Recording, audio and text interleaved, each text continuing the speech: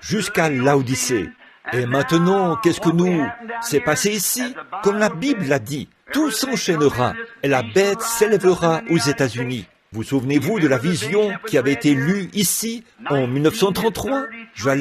L'église n'était même pas encore construite. Je ne savais pas ce qu'était une vision. J'appelais ça une transe.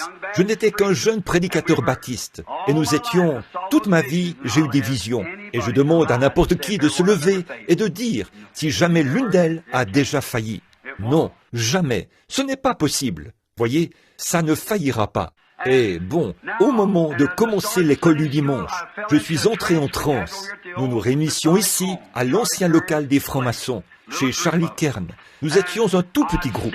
J'ai vu le président Roosevelt, qui conduisait le monde dans une guerre mondiale. Des prédictions.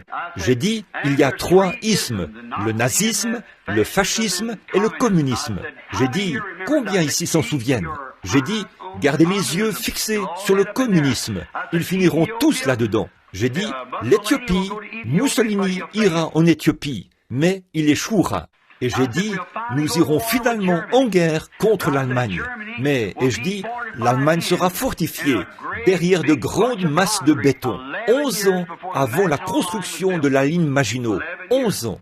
J'ai dit, puis, après la guerre, nous finirons par la gagner. Et une fois que la guerre sera terminée, il arrivera que la science fera de grandes inventions. J'ai dit, à ce moment-là, ils fabriqueront une automobile. Et les automobiles prendront continuellement forme. Vous savez à quoi elles ressemblaient en 1933. Alors j'ai dit, elles prendront la forme d'un œuf. Elles ressembleront à des œufs. En fait, j'avais vu sur une route, sur une large autoroute, une voiture qui roulait sur une voie et qui n'avait pas de volant à l'intérieur. Elle était dirigée par une puissance. Ils l'ont en ce moment même. J'ai dit, à ce moment-là, ils accorderont aux femmes le droit de vote. Et par leur suffrage, les femmes finiront. J'ai dit, cette nation est une nation de la femme. Elle est caractérisée par une femme. C'est une femme tout au long dans la prophétie, partout. Elle a le nombre 13 partout dans la prophétie. Et j'ai dit, c'est un pays de femmes. Elle a des libertés ici. Et elle va tout gâcher. Elle causera la perte du monde. Et Roy, j'étais lettre à ce sujet.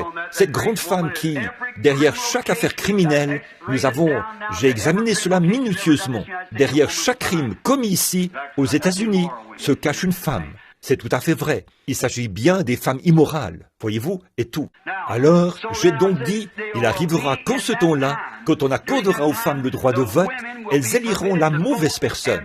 C'est ce qu'elles ont fait lors de cette dernière élection, c'est vrai. Ce sera le fondement de ce bastion. À ce moment-là, il arrivera qu'une femme imposante se lève aux États-Unis, qu'elle sera magnifiquement vêtue. Et j'ai mis entre parenthèses, peut-être l'Église catholique. Voyez, elle prendra le contrôle du pouvoir et dominera sur tout le monde aux États-Unis. Elle sera belle à voir, mais elle sera cruelle au possible.